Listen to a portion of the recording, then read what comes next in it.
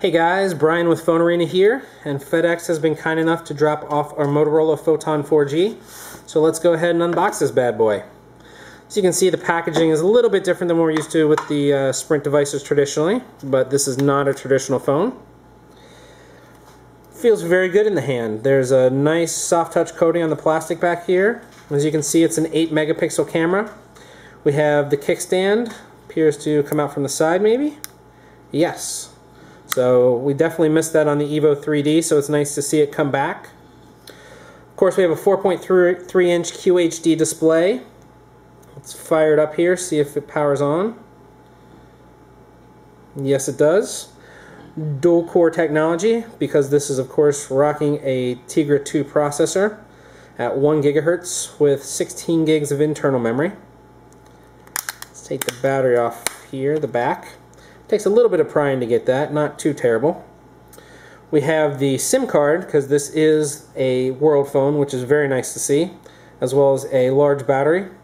Also has the micro SD card slot, although there is not one included with the device because of so much internal memory. So while that is booting up, let's take a look at the box and see what else we have in here.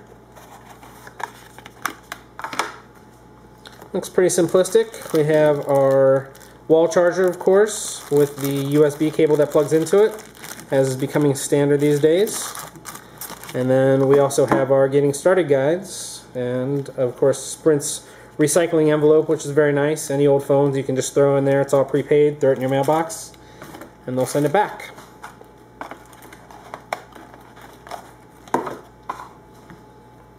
So now it's booted up. The display looks really nice. It's very bright, very vibrant. The Tegra 2 processor is pretty quick. A little bit of lag here. It's not perfect, but you know, we're holding this to pretty high standards. Of course, this ships with Android 2.3 Gingerbread. Let's take a look and see if that's 2.3 or 3 or 2.34. And it is 2.3.4, which means it's got video chat support in Google Talk. It does not have the Motorola Blur interface. You can see the Sprint ID logo here, and that is the downloadable service from Sprint where you can customize the look and the feel in the apps by downloading packages as opposed to going out and finding lots of apps. So we like the size, we like the weight, it feels good, the display looks really nice. Let's take a look at it next to our Evo 3D here for size comparison. As you can see, it's almost identical. It's about a ½ ounce lighter by the spec sheet, and you can feel a little bit of a difference here. But overall, the size of the two devices are very similar. You know, everything is pretty much the same. We've got volume rockers on both, of course. Both have the physical camera button. Of course, the Evo has the 2D, 3D switch. But the headset jacks and the power on buttons, and then the micro USB. Of course, the Evo 3D does HDMI out through that, whereas the Photon has its own micro HDMI port like the original Evo did.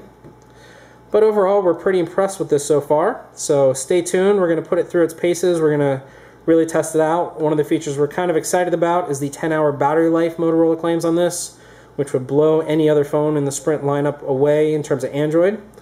So we're going to see how that fares, and we'll be back with you soon. Stay tuned.